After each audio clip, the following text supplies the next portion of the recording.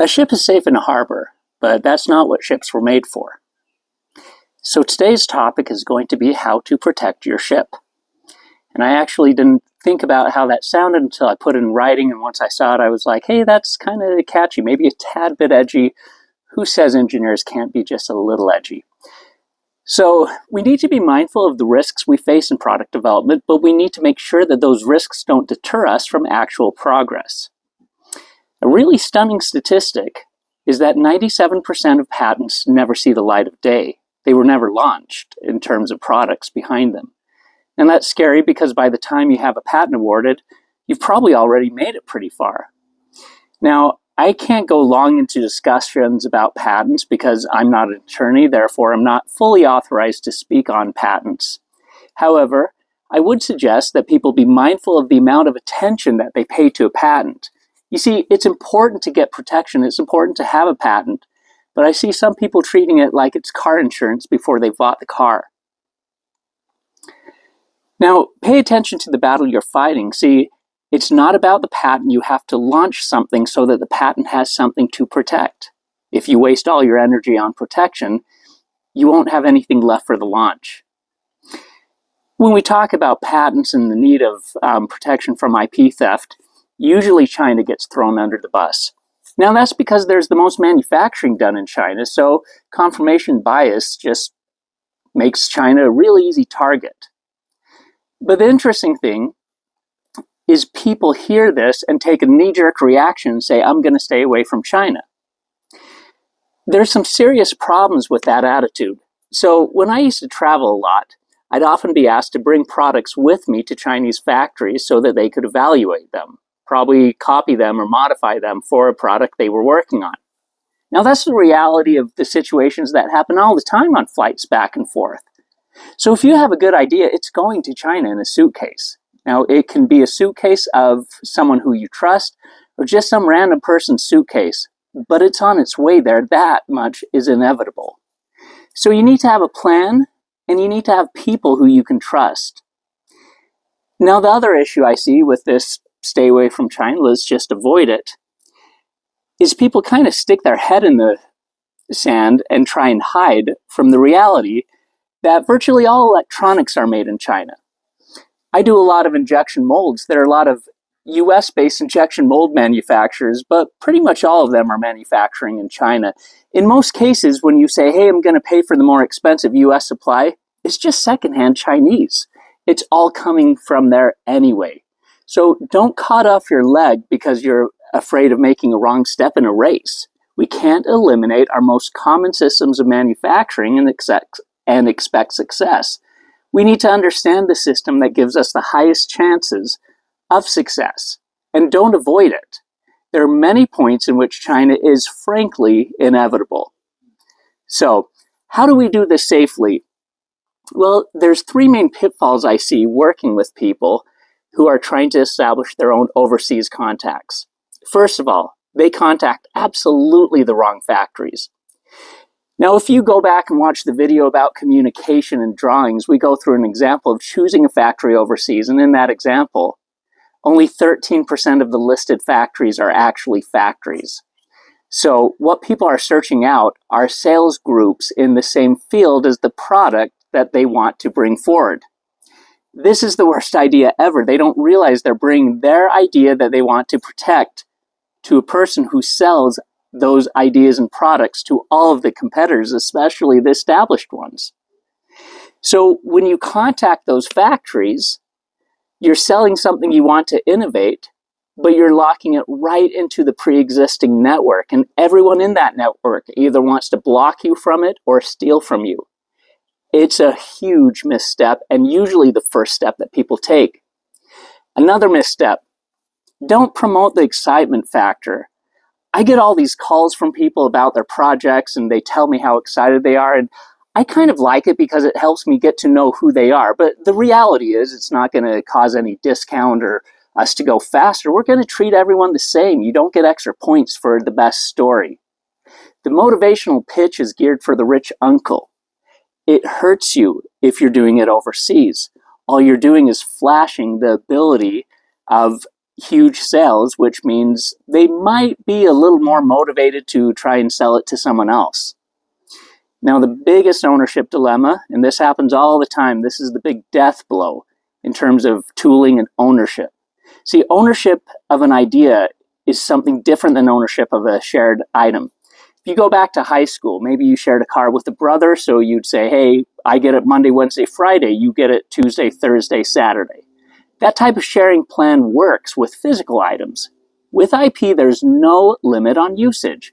So according to US patent law, and this happens in China as well, both owners can move independently at will. You don't even need to report to the other one. So it really hurts you. It devastates your chances if you don't own your molds.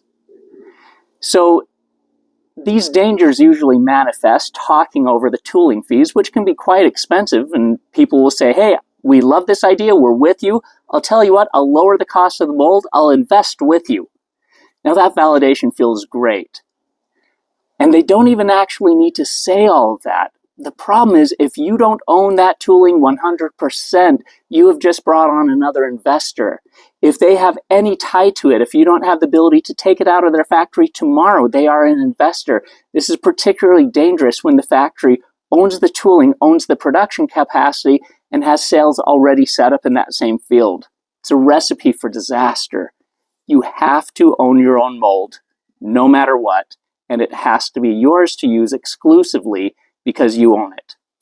I will be posting more videos about mold ownership in the future as well. Now, put those three risk elements together and you're shoving this huge chocolate cake in front of an 11-year-old. We'll call him Bruce. It's pretty predictable that they'll eat the cake sooner or later. And frankly, it's your fault for offering up that cake to Bruce. Poor Bruce.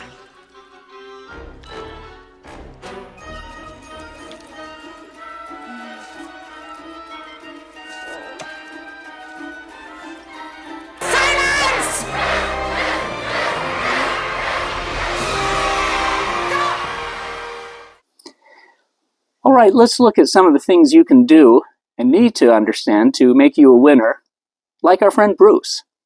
First, we need to understand a more global view of trust and honesty. The Western culture is based on Judeo-Christian ideals, and honesty is something we're supposed to have ingrained in us from our upbringing as a personal value. It's worth noting that most other cultures that are not based on Judeo-Christian tradition look at honesty more of a reciprocal relationship benefit, or kind of a tribal situation, rather than globally everyone's supposed to have this. And to be blunt, our culture seems to be trending that way as well. Now, a cool illustration of this was years ago, there was a website that announced a coin flipping competition with cash paid to winners. Now, this wasn't actually about flipping coins and seeing who was the luckiest. It was based on a study about honesty, and they were trying to determine which countries had the most honest population based on their reporting. Because statistically, you know, if someone keeps reporting heads to get paid, probably being dishonest. The United Kingdom had only 3% of people reporting results out of statistics. China had 78%. See, based on the situational honesty system, it makes sense for them to take advantage of the system because they have no tie to being honest. Whereas it makes sense for a Christian, religious-based country like the UK to have more of that honesty instilled. So it's not necessarily right versus wrong, it's how they view it versus how we view it. And so I don't mean to put anyone down with this statement.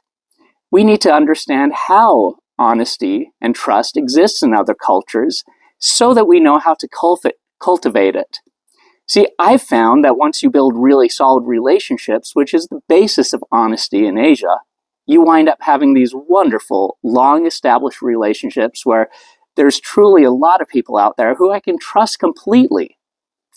But this isn't possible when you just met some random individual whose real name is Lou who goes by the name Peter online.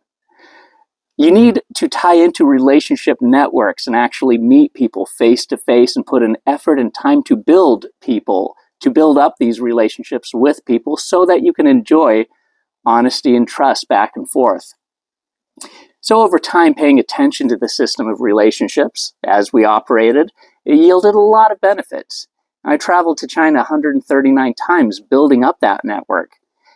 And I was lucky that as we build it, in the last 5 years, we haven't experienced a single instance where someone's tried to steal a design. In the decade prior to that, we did see some theft every now and then. There were 7 instances that I remember in that time frame. Now, the real interesting thing about those 7 instances, each one of those 7 instances, it was actually my US client who was behind the theft.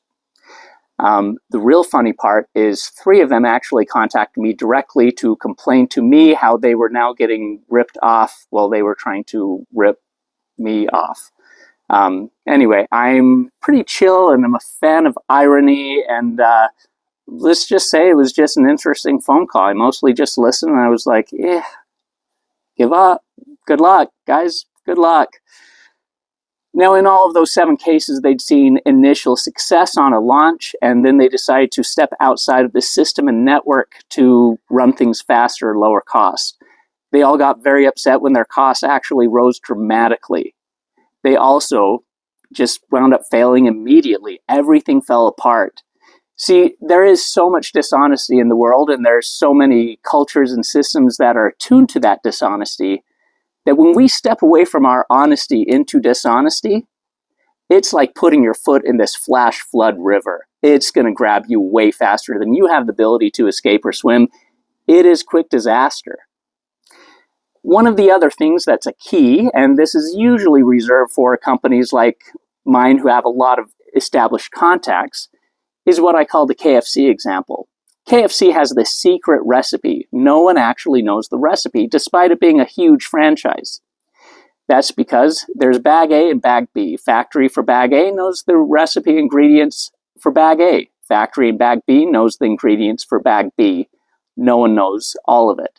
So that's one thing we do sometimes. Sometimes we have one factory making injection molded parts, the other factory making extruded parts. The electronics come from a third factory. We break it up and segment it like that sometimes just so no one holds all the parts. So this isn't available to most people. And another thing unavailable to most is I'm a partner in our mold building and molding factory. We have all these different relationships out there already. So when we're looking for a factory to do a product, we can find a factory that already has skills to make that product, but is not already in the business of making that particular product. So about a year ago, a couple came to me and asked me to make a popular baby item for them. We're going to pretend that it's the humble binky. So they wanted to go to factories with direct sales in binkies who are advertising binkies. And I said, you probably don't want to do that.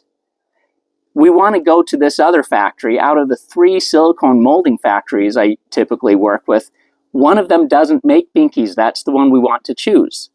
They decided to go with their gut and go with the factory that had advertised things up. Turns out it was definitely just a satellite sales company.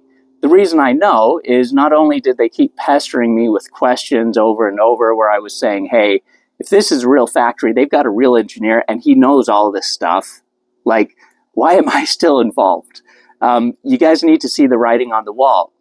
But if that weren't enough to convince them, the factory that I had been working with actually got the same plans and designs through another sales office asking if they could move forward. So basically, if you don't know who the people are, if you don't have those relationships, it all winds up being very risky. So one of the other big keys of this is innovation. Innovation can completely change the way everything's working on projects. Now, look at the original iPod. It was groundbreaking. It was so cool when I got mine. I saved up, paid, I think it was like $630 for it, got the color screen version, and then they released another after that, and another, and all of a sudden they're like really small and they're all over the place. They just drowned the market. They drowned out their competition, having the best product and releasing more products faster than anyone could catch up to. So why don't you see fake iPhones? Well, they change so fast you can't fake one. By the time you do, it would be the old model anyway. So no one will catch you if you keep moving. After product launch, you have feedback that is information, often invalidating, but it's the keys to how to improve your product. And only you have access to it. And beyond that, version 2 is so much easier to make than version 1. You already know the path and the journey. You know the problems you're going to run into. And this time you actually know how to avoid them. So it's never perfectly smooth, but it's pretty darn close. So keep going, keep innovating, keep moving continuously forward, and you'll find yourself in a leadership position that no one can catch. Now, in summary, here are the keys to success. First of all, know who you're dealing with. Don't blindly trust people and expect to get a good result, because if you're blindly trusting people, it's probably not going to work out in your favor.